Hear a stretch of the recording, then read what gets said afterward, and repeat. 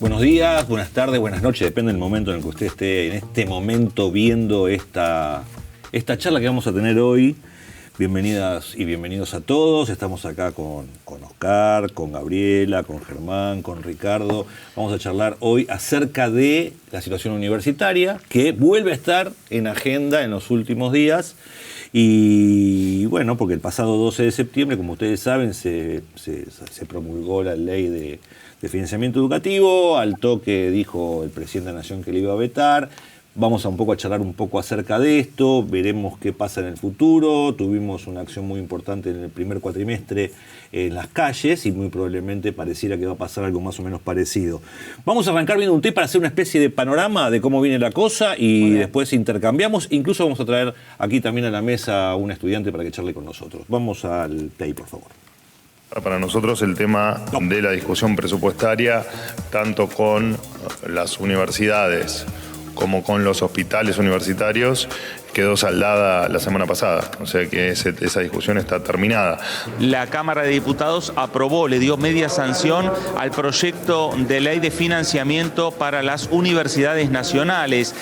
Si la ley no tiene incorporado dentro de sus considerandos y en la parte dispositiva también cuál es la fuente de financiamiento para enfrentar ese gasto, entonces se está violando la ley de administración financiera. Esto lo explica largamente, lo explican los considerandos del veto a la ley de financiamiento a los jubilados. Entonces, si viola esa ley, nosotros lo vetamos. Esto va a pasar porque en realidad la ley de financiamiento universitario, por ahora, como está planteada hasta ahora, no plantea de dónde van a salir los fondos, ni tampoco está absolutamente claro cuál es el costo final de esto, porque lo que plantea la ley es un enganche con la evolución de precios al consumidor. Entendemos que la cuestión no pasa por lo presupuestario, porque están los recursos como para poder atenderlo. Y también es importante destacar que no estamos pidiendo fondos para que impliquen un crecimiento del sistema o que impliquen desarrollar los planes institucionales que ya veníamos desarrollando, sino que estamos pidiendo lo mínimo para asegurar la subsistencia de un sistema que ha mostrado con datos duros que es un sistema muy sólido, que trabaja con estándares de calidad que ninguna otra repartición del Estado tiene. Creo que la necesidad de ir variando las medidas de fuerza, alguna vez puede ser un paro, otra vez, como en este caso, la denominaron un ruidazo, son positivas a los fines de mantener en la agenda una temática que nos preocupa, que es el financiamiento de la educación, tanto para el funcionamiento de la universidad como la caída del poder adquisitivo de los salarios, que ha sido muy dañina para la comunidad universitaria, tanto de docentes como no docentes. Nosotros creemos que la ley de actualización salarial que se está discutiendo en el Senado es una ley que, si bien no resuelve la pérdida del poder adquisitivo de los últimos años, por lo menos va a paliar la brecha y la diferencia que hay entre la inflación y lo percibido en el transcurso de este año. Estamos hablando más de 60 puntos y esto realmente es un efecto muy negativo en el bolsillo de los trabajadores no docentes, docentes universitarios y docentes preuniversitarios. O los supuestos científicos e intelectuales que creen tener una titulación académica los vuelve seres superiores y por ende todos debemos subsidiarles la vocación. Si tan útiles creen que son sus investigaciones, los invito a salir al mercado como cualquier hijo del vecino. Investiguen, publiquen un libro y vean si la gente le interesa o no, en lugar de esconderse canallescamente detrás de la fuerza coactiva del Estado. Hoy nos decían los rectores de la provincia de Buenos Aires un dato muy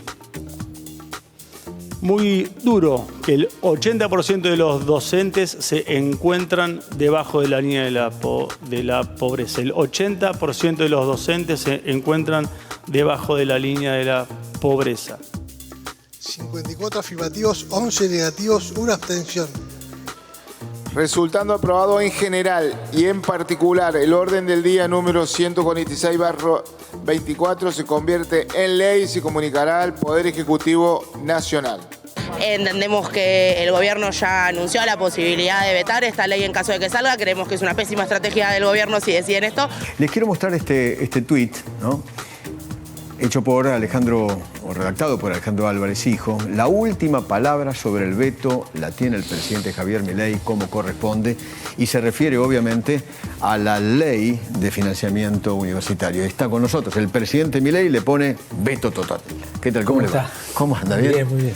Bueno, el presidente fuerte, ¿no? Veto total. Es el Javier que conocemos, que nos gusta. Sí, ¿no? El único contexto en el que aceptaremos discutir el aumento de un gasto es cuando el pedido venga con una expresa explicación de qué partida hay que reducir para cubrirlo. Si no es así, será vetado. Bueno, vamos a aprovechar ahora para darle también la bienvenida. Tuvimos un recorrido acá de todo lo que estuvo pasando en estos días desde esta sanción y esperando aparentemente el veto. Vamos a darle la bienvenida también a Camila Bravo, que es estudiante de la licenciatura de Comunicación acá de la Universidad Nacional de General Sarmiento, que está de manera virtual. Y bueno, nos interesaba también, para que no seamos todos grandes que hablamos de estas cuestiones, también haya un estudiante que opina. ¿Qué haces, Camila? ¿Cómo te va?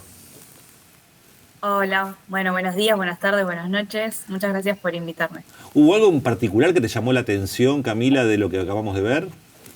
Sin proferir ningún tipo de palabras así soeces ni nada por el estilo. No, me llamó la atención la declaración de es el Javier que conocemos, es el Javier que nos gusta en relación a la declaración por Twitter del veto total en relación a la ley de financiamiento universitario. Habría que ver a quién le gusta eso, lo afirmó así como generalizando. Y también esto que decía en uno de los móviles una persona de, bueno, qué es lo que se viene frente a ese veto, qué es lo que va a salir a responder las universidades, los distintos claustros, que bueno, es algo que nos compete ciertamente. Hay algunas novedades aquí, ahora sí abramos el debate acá también en la mesa, con respecto al veto, que para algunas personas, por lo menos que uno escuchó ahí, a veces aparece una cosa desmedida, como si la dimensión del problema, incluso económico, porque se habló ahora también con la presentación del presupuesto, que el presupuesto es una cuestión económica, no política, una cosa medio rara, pero pareciera que es desmedido el costo que parece querer afrontar el gobierno con respecto a eso. No sé cómo lo ven ustedes. ¿Quién quiere arrancar? A mí me parece que una primera cuestión de contexto es cuánto cuesta el sistema universitario argentino y a cuánta gente vive en el sistema universitario argentino en relación a otros países, para primero dimensionar un poco de qué estamos hablando. Argentina, cuando uno compara con otros países, no este año, porque este año va a ser más o menos la mitad, pero el costo es una palabra fea, pero digamos, el gasto vinculado al sistema universitario argentino era de alrededor de 1 punto del PBI, que es menor al de otros países, al de la mayoría, o a una parte importante de los países de América Latina, y tiene la tasa de matriculación más alta de América Latina. Eso para empezar.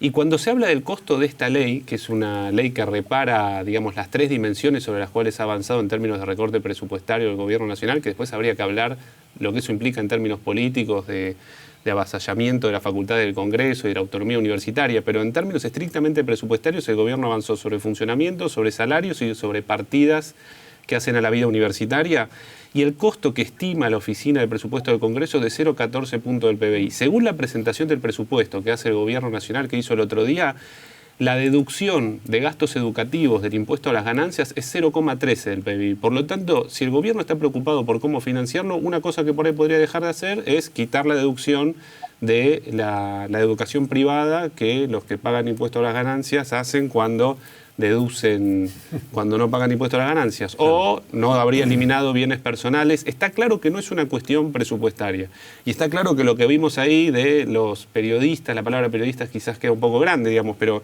de los divulgadores de la palabra presidencial, no tiene absolutamente ningún sentido ni legal, ni ningún sentido económico, ni presupuestario, ni financiero, ni de ninguna índole. El sistema universitario es eficiente en términos del público al que llega, el recorte es inédito y la plata está seguro. Entonces no es un problema económico, es un problema político, así que vamos a meter en ese terreno. Ricardo. No, me parece importante la pregunta que vos hacés, porque el gran problema que tiene el presidente es que su prestigio político está asociado a cortar todo.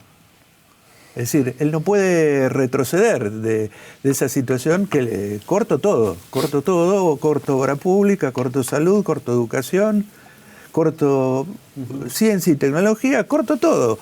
Y él siente que si retrocede en alguna cosa, empieza a retroceder en todo. Con lo cual es un drama político en el sentido de que la intransigencia es como una especie de activo político que él tiene que no puede retroceder. Y eso implica un desastre para cualquier país más o menos civilizado o que quiere desarrollarse. Digamos. Ahora, a mí puede decir, pero corto todo. Okay. Igual no corta todo. Exacto, por un lado no corta todo. Pero aparte corta cosas que tienen mucho costo político y corta cosas que tienen menos costo político. Acá pareciera que es un corte sobre algo que pareciera, por lo menos en principio, que tiene un costo político importante. Y por lo que dice Germán, los números no son tan relevantes en cuanto al ahorro fiscal, entre comillas. Es que, depende también de a qué público se está refiriendo. Su público principal son capitales nacionales concentrados y capital extranjero, no el público. Al público le invita a seguirlo y a adorarlo y a apoyar sin saber mucho qué va a hacer lo que él haga, que es un problema. Claro, en ese sentido está redefinido, me parece, o habría que redefinir el concepto de costo político. ¿No? Porque no es el costo político tradicional de tomo esta medida y sale la gente a la calle, o puede llegar a afectar la próxima elección.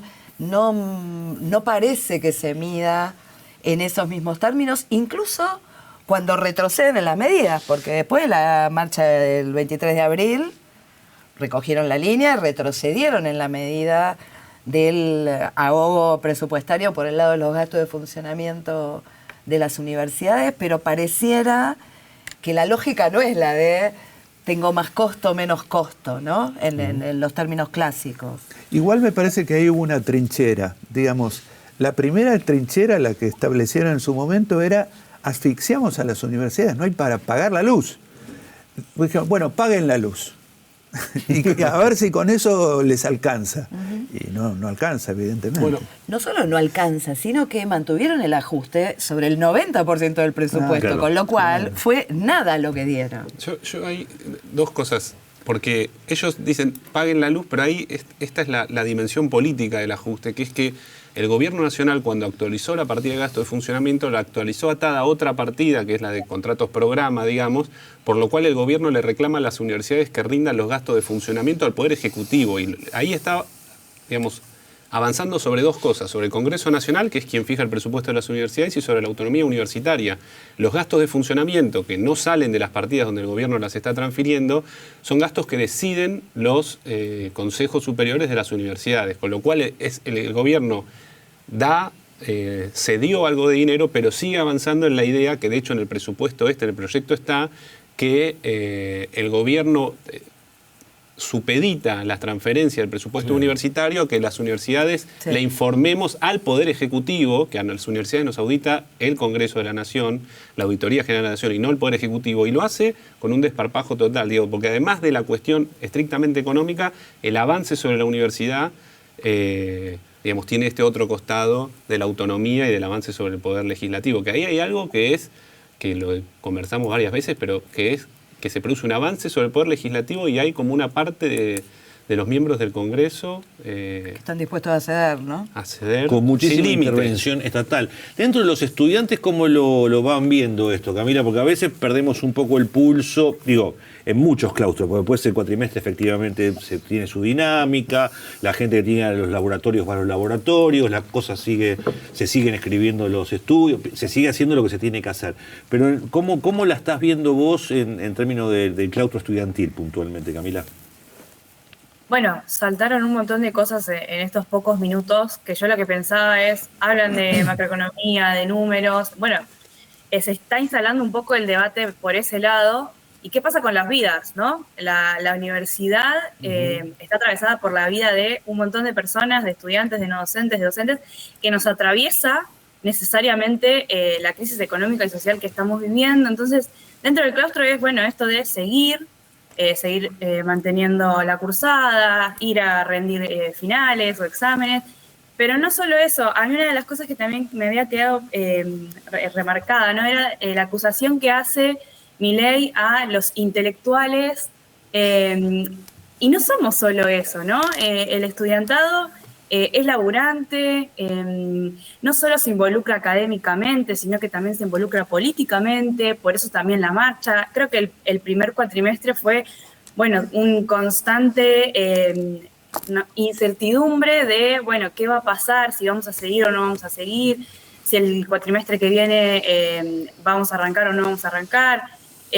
La primera parte de este 2024 fue de mucha incertidumbre y también de empezar a buscar estrategias a cómo poder sostener la cursada en la situación de crisis que estamos. Lo que está pasando por ahí en otras provincias con el boleto estudiantil y los aumentos que tenemos también en el transporte, por ahí parece algo menor, pero el día a día de cursada es algo importante que nos marca de si nos alcanza o no la SUBE para ir a cursar. Claro. Y que son cosas políticas también. Por supuesto, por supuesto. Yo cuando decía lo del costo político... Oscar, ¿vos qué decías? No, es que pensaba con quién hablar, digamos, ¿no? Me interesó mucho lo que decías vos, Ricardo, del público. No es el público en general, no somos nosotros, ¿no? O sea, son corporaciones, le está hablando afuera a los que con quienes está endeudado el país, o sea, le está hablando a otros. ¿A quién le hablamos nosotros, digamos? Y nosotras cómo armamos, porque me parece que no hay que dirigirse al presidente. No, me parece que es un error ponernos a contestar punto a punto. Sí.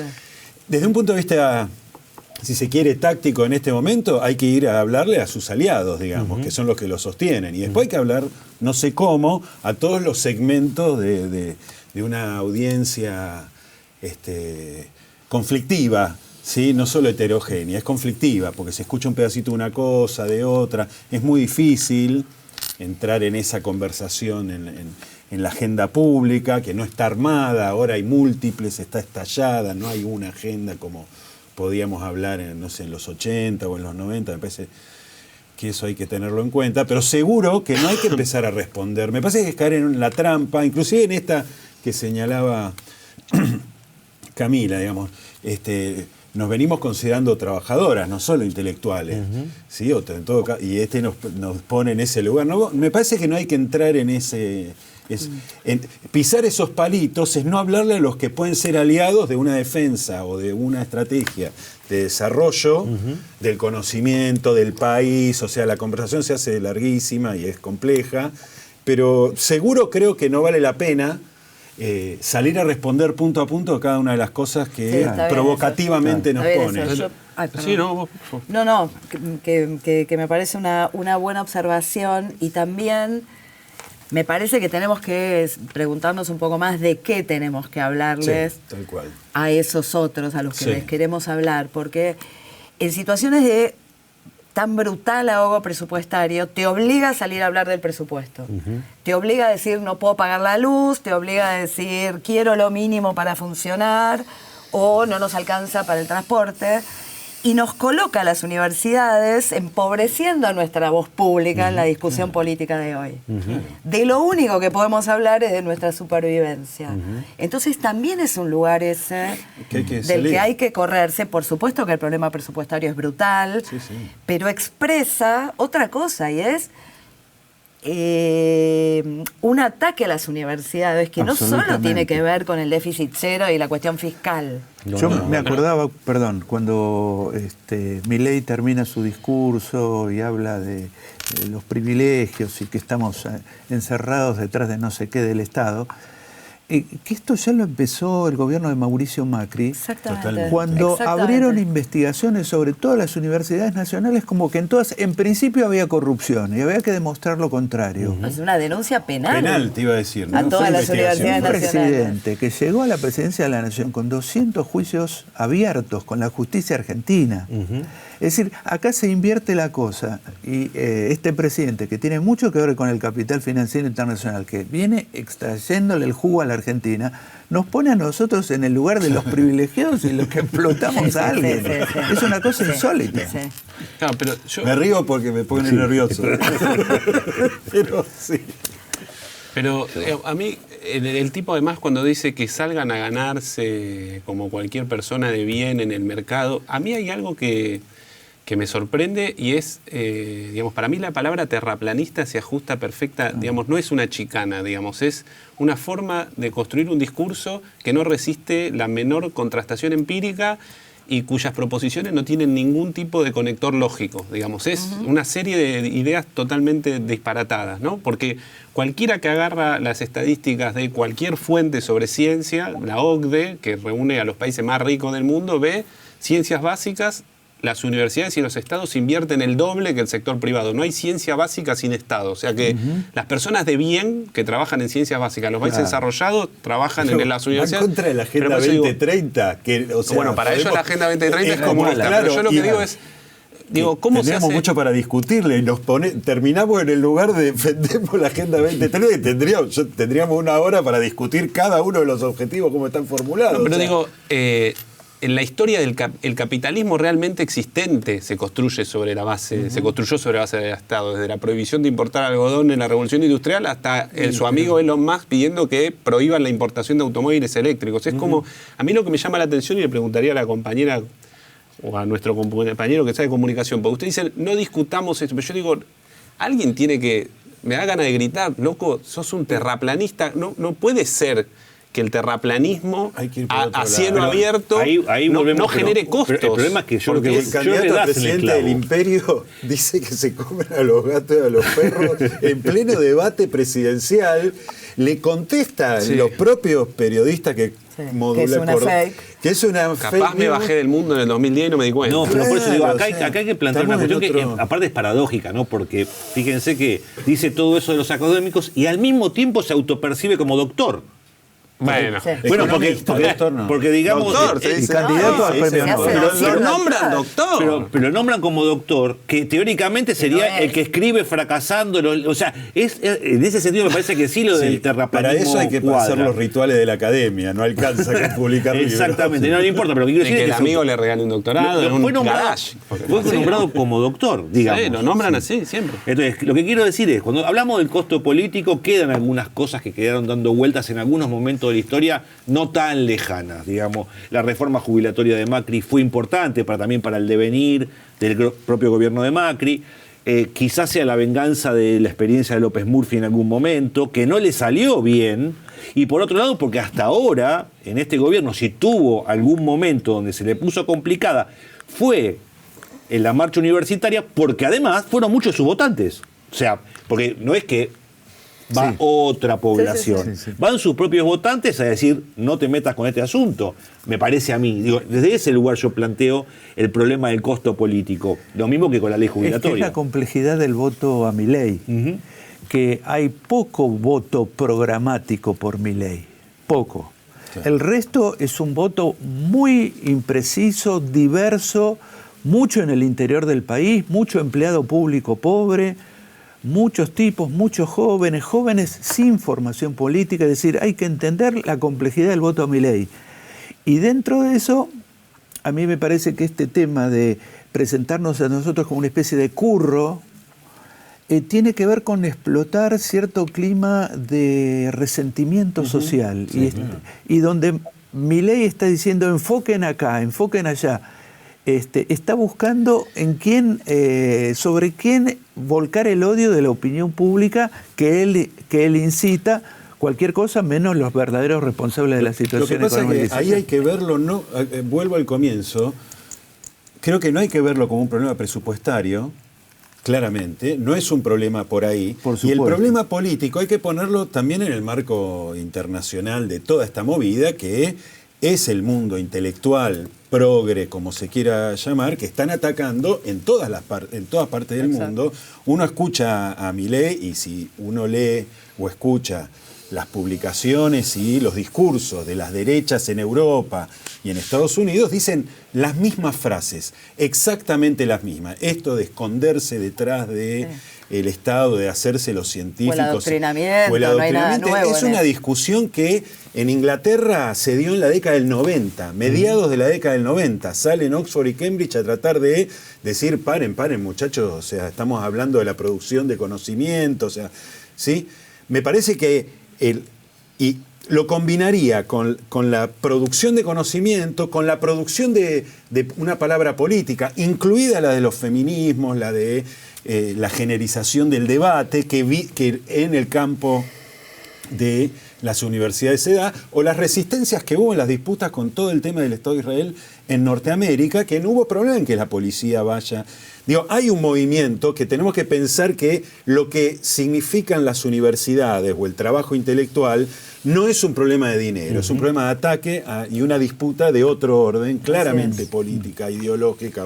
Igual también yo quiero decir que respecto a lo que en general uno tiene una mirada también de los sectores universitarios más vinculados a las ciencias sociales, a la a filosofía. En el grupo de ingenieros hubo mucho más gente que apoya un gobierno de esta carrera. Hay algunas carreras, algunas universidades, algunas facultades específicamente, alguna disciplina que se vieron más atraídas. Y quería preguntar a Camila que en el claustro estudiantil hubo muchos pibes que votaron a Milei, digamos, el año pasado lo discutimos mucho también en clase.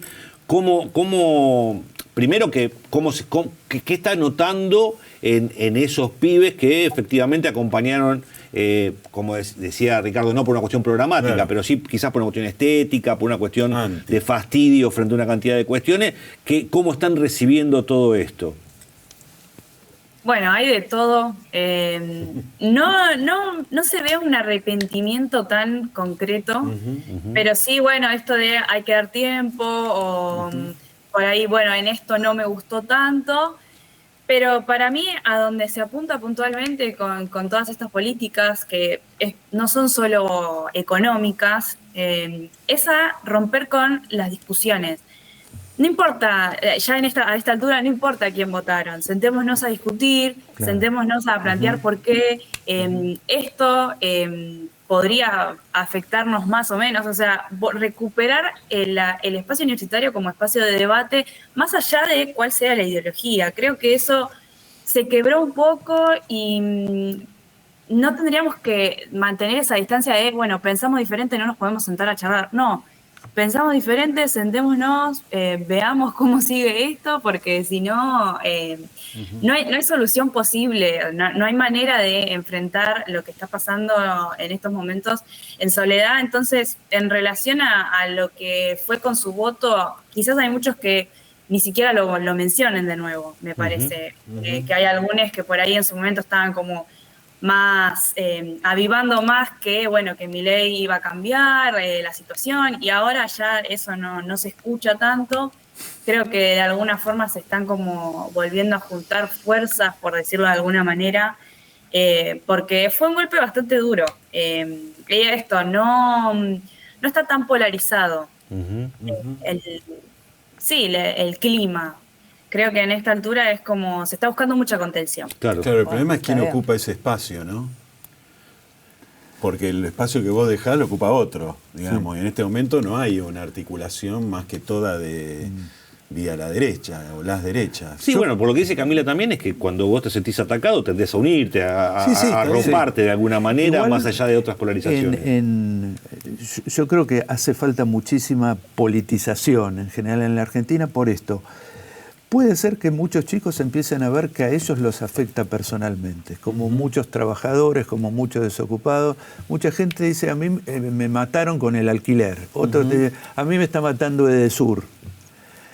Pero no hay una comprensión colectiva. Y en relación al tema universitario me parece que pasa lo mismo. La verdad que yo puedo decir, aumentenle los sueldos a los docentes universitarios, pero estamos defendiendo algo mucho más grande que eso. O sea, es esto que decía Germán. Cualquier país inteligente del planeta, desde Rusia, China, Estados Unidos, Canadá, Alemania, elegite el que quieras, saben la importancia del conocimiento científico, tecnológico, etcétera, etcétera. Y parece que en Argentina estamos con la agenda absolutamente contraria, es decir, vamos hacia Haití, no vamos hacia Alemania. Entonces, esto es una cosa insólita y debería ser un patrimonio colectivo. Vos antes decías, muchos universitarios de las ciencias duras votaron a Milei. Es no entender nada.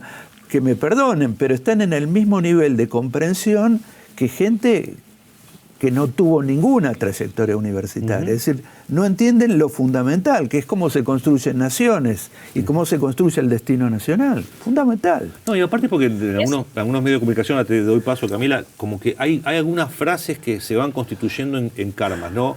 Como dijo el otro día el presidente, la inflación es emisión monetaria, punto, no hay ninguna otra discusión.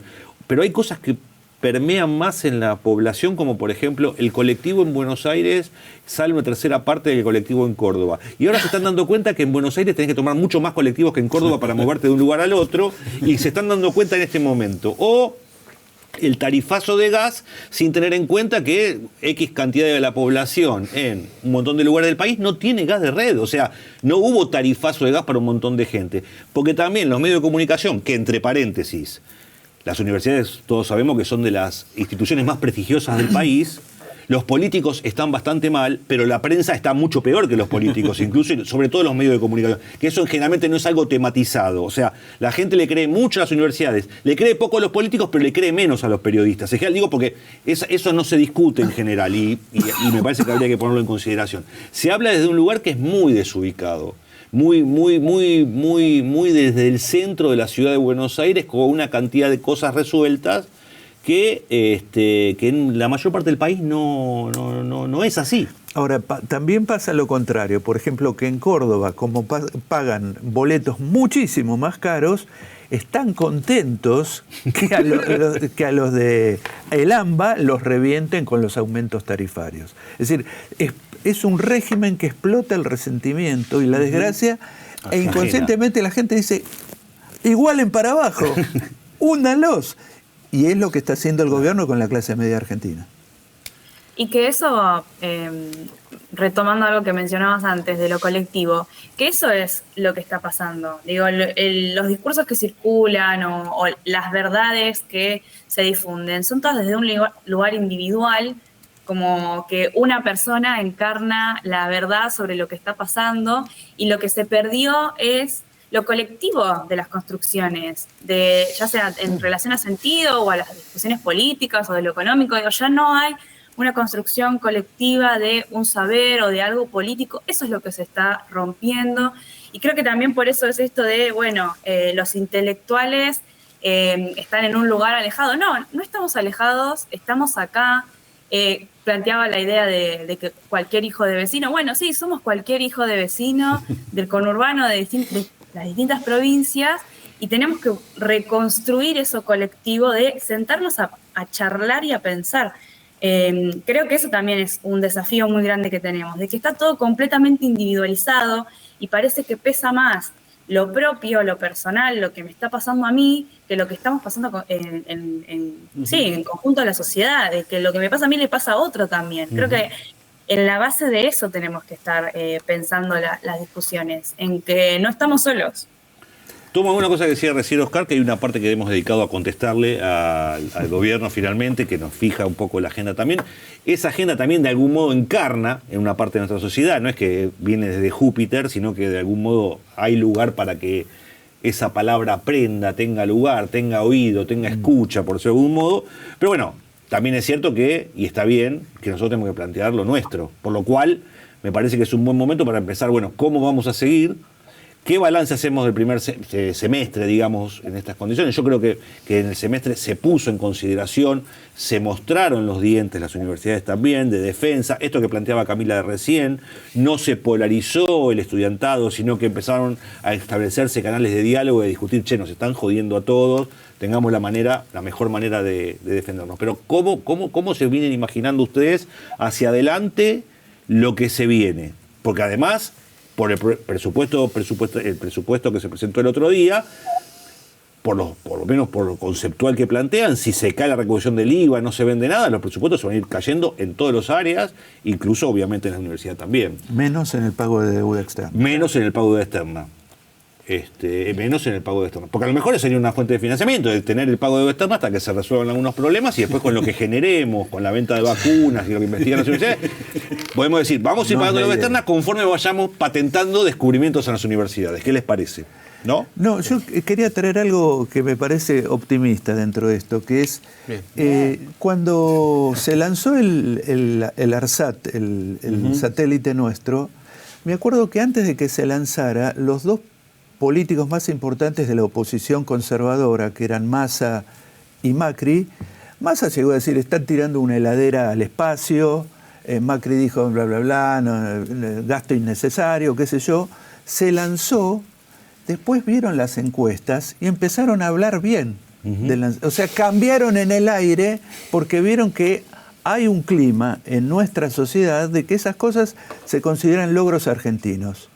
Y yo creo que si nosotros logramos armar un escenario de ese tipo, va a ser un enorme desgaste para el gobierno seguir insistiendo en desfinanciar a las universidades. Pero tenemos que encontrarle a la gente de comunicaciones la forma de transmitir esto, porque la idea de los médicos, etcétera, etcétera, son cosas que están instaladas en la población y que en realidad es mucho menos reaccionaria la población argentina promedio que lo que es este gobierno. Entonces hay un intento de forzar un montón de cosas que no están en la sociedad. Me parece muy importante lo que decía ella. En vez de discutir sellos, discutir temas, discutir cosas. Y ahí va a salir que la universidad, como decías vos, para la mayoría de la población argentina es importante.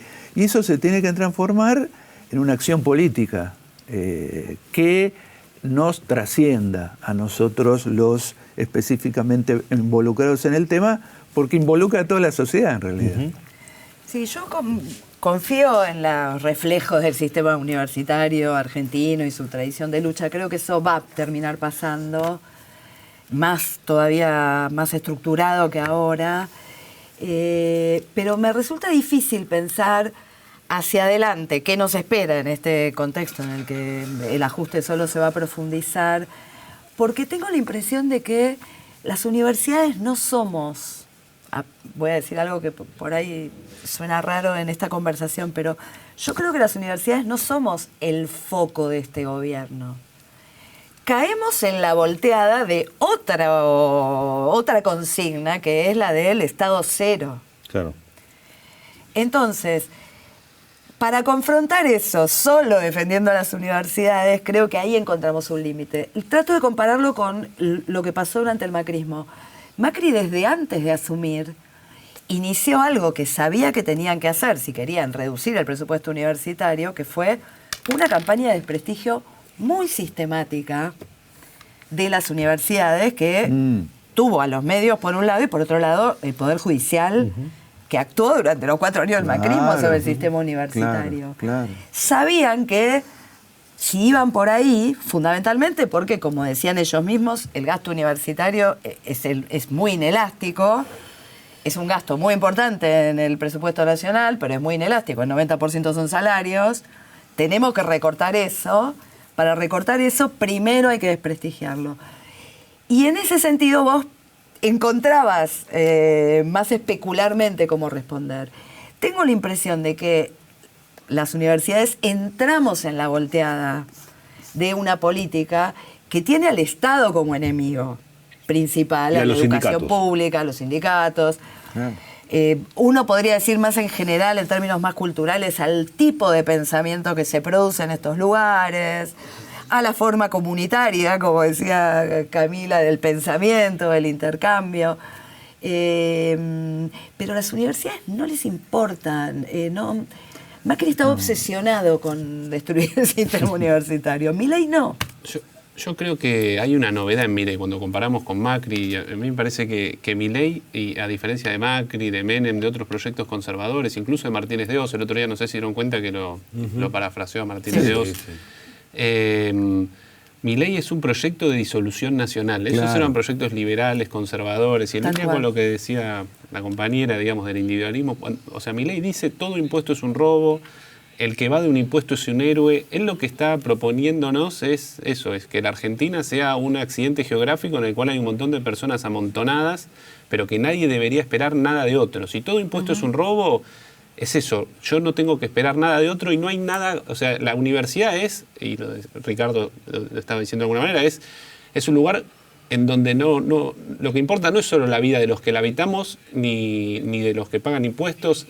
Personas que nunca van a ir a la universidad, cuyos hijos no van a la universidad, se van a ir a atender con un médico o médica formada en la universidad. Claro. Es la idea de una sociedad poniendo recursos colectivos en pos de un futuro en común. La idea de Milei, a diferencia de otros proyectos conservadores que buscaban el recorte universitario en un plan conservador, Milei es la disolución nacional para mí. Él y algunos de sus 3 o 4, en términos ideológicos, todo lo que él reivindica, ese Rothbard, los nombres de los perros, digamos, que hacen referencia a economistas, yo no lo llamaría así, pero digamos, pensadores, son pensadores de la disolución nacional, de la idea de que cada uno, el destino de cada uno es el destino de cada uno. Intelectuales que no vendieron tantos libros, uno podría decir también. Ahora, responder a eso, insistiendo en el problema presupuestario de las universidades, o solo en nuestro reflejo de defensa del sistema universitario, es muy limitado. Es muy limitado. Sí, lo que es seguro es una respuesta corporativa. Cami quería decir algo por ahí. Sí. Perdón, no, que sumado a lo que decían Gabriela y Germán, yo creo que es la disolución quizás de lo político como acción colectiva. O sea, creo que es, si pensamos en algo grande a lo que apunta esto, la universidad no es el foco, sino es disolver todo lo que represente eso, todo lo que represente la acción política para conquistar derechos, para mejorar la vida de las personas, básicamente. Y sumado a eso, pensar que la universidad es un medio la universidad es un medio para formarse no solo profesionalmente, sino políticamente. En la universidad hay muchos sujetos políticos que defienden y accionan en favor no solo del derecho a la educación superior, sino a cuestiones más sociales de ascenso, quizás, en acceder a mejores puestos de trabajo, en acceder a una formación profesional que te brinde otro tipo de competencia que quizás para una persona, que viene de una familia laburante, que nunca pudo acceder a la universidad, ser la primera que se gradúa, significa mucho políticamente. Entonces, lo que representa eso, la universidad, es más, digamos, como que la discusión pasa por ese lado, si queremos salir quizás de lo presupuestario, sino como la política en ese sentido. Yo sumo algunas cosas que se dijeron por acá y le doy paso a Germán.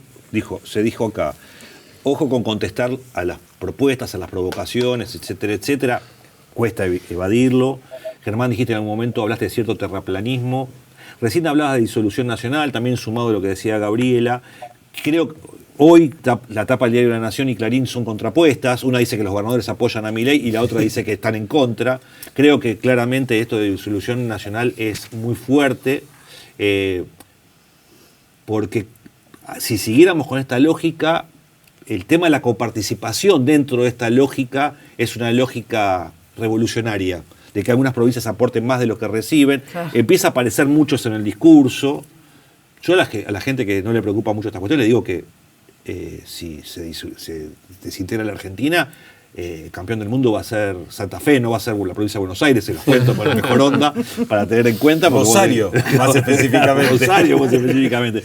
Pero me preocupa mucho también ese devenir, porque en algún momento va a haber alguna provincia que se va a parar de mano. O sea, puede pasar también. Digo, y esto, digo, para abonar el tema de que no es un problema exclusivamente universitario y que es un problema del Estado, y en principio el Estado Nacional, que es el único que estaría manejando este hombre. Sí, yo ahí, y retomando todo lo que venimos conversando, cuando damos el ejemplo de la universidad, y Camila lo daba en las experiencias de las personas que las primeras generaciones universitarios o múltiples experiencias vinculadas a la universidad, quizás la universidad sea una de las pocas excepciones donde en los últimos años el Estado se tradujo en experiencias de bienestar para grandes partes de la sociedad. Digamos, Milei es efectivo con ese discurso de disolución nacional en la medida en que una porción importante del Estado no fue sinónimo de bienestar para grandes porciones de la sociedad, y donde los que gestionamos el Estado, además, no éramos ejemplos éticos ni parecido a algo.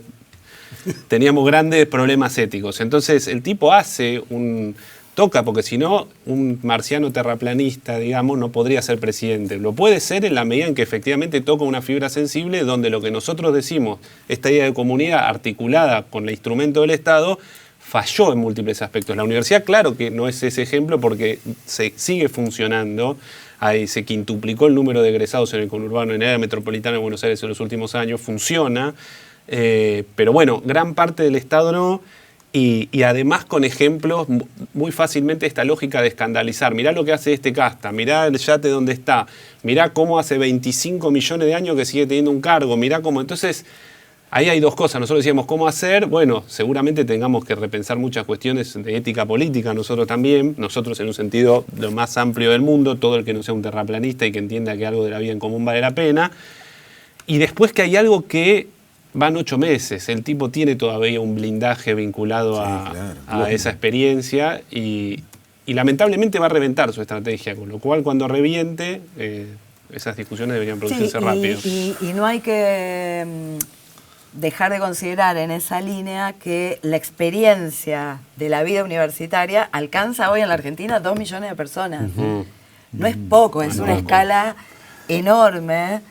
Y en ese sentido, ahí podemos tener, digamos, como cierta expectativa de... Se suele decir que el fenómeno Milei también tiene mucho que ver con lo que nos pasó durante el COVID-19, digamos. Todo ese tiempo fue muy dañino en muchos sentidos para muchísimos. Y yo te diría, si nuestras universidades hubieran sido capaces de producir la vacuna, que ahora ya la produjimos, en su momento, probablemente lo hubiéramos pasado mucho mejor y no hubiéramos estado esperando que Pfizer nos mande, por favor, algo. Lo que quiero decir con esto es que la apuesta por la universidad pública es también por tener una sociedad que viva mejor, y eso tiene que quedar muy claro para todo el mundo. Yo creo que hay una parte también que es medio que enloquecimos, ¿no? Porque me acuerdo del aplauso a los médicos, después putear a los médicos, o sea, pasar de un estado al otro de una manera... O no pagarles, o no pagarles, una cosa que es medio catatónica. Una última pregunta para Germán, como vicerrector de esta universidad y participante del CIN, ¿cómo la vienen viendo de ahí? ¿Algo para mencionar al respecto? No quería que eso quede afuera. ¿Qué nos va a pasar, Germán? No sé si lo que no va a pasar desde ese lugar. Bueno, mira, la última noticia, por decirlo de alguna manera, es que el CIN había pensado un presupuesto que era de 6,5 billones de pesos y Milei presentó uno de 3,8 billones de pesos, con lo cual eso ya es un problema. Lo que viene ocurriendo y que esperamos que continúe es que el Consejo Interuniversitario, intentando articular con el Frente Intersindical de docentes, no docentes y estudiantes, y yo lo que me imagino, me imagino un conflicto en varios frentes, digamos. Uno, y que creo que ese funcionó bastante bien, que es el de las autoridades de las universidades, los estudiantes y los gremios apoyando en la calle, digamos, pero tratando de dar una discusión sobre la letra del presupuesto universitario, la discusión pública. Este proyecto de ley que ahora se aprobó tiene muchas de las cosas que que las autoridades venían discutiendo sobre los problemas de las líneas de financiamiento, y esa articulación con el Congreso me parece que es muy importante, digamos.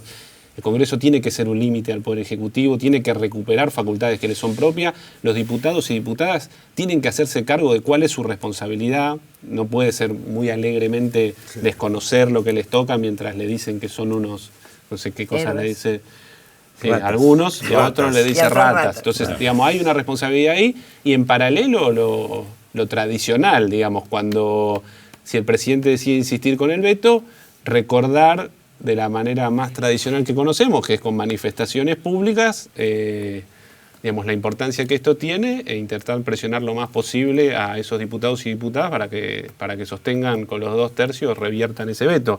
Y este es un proyecto que sostiene este año. Bueno, el año que viene habrá que hacer lo mismo. No veo otra alternativa, digamos. Camila, muchísimas gracias por haber estado hoy acá con nosotros y a través de estas entidades virtuales. Gabriela, Germán, Ricardo, Oscar, ha sido un placer compartir este rato charlando un poco de la universidad, pero en realidad pinta tu aldea y pintarás el mundo, decía alguien por algún momento, y efectivamente me puse poético. Hermoso, sí, hermoso. Sobre el final. Pero bueno, hablamos de la universidad, pero no queremos quedar centrados en la universidad, sino que además hay un problema que claramente es general. Y retomamos estas ideas que estuvimos charlando aquí. Espero que la hayan pasado bien, que hayan escuchado algo más o menos interesante, ver que las cosas no son tan binarias, blanco y negro, sino que son más complejas normalmente, y nos encontraremos en el próximo Periscopio, aquí en el streaming de UniTV, el canal de la Universidad Nacional de General Sarmiento. Adiós.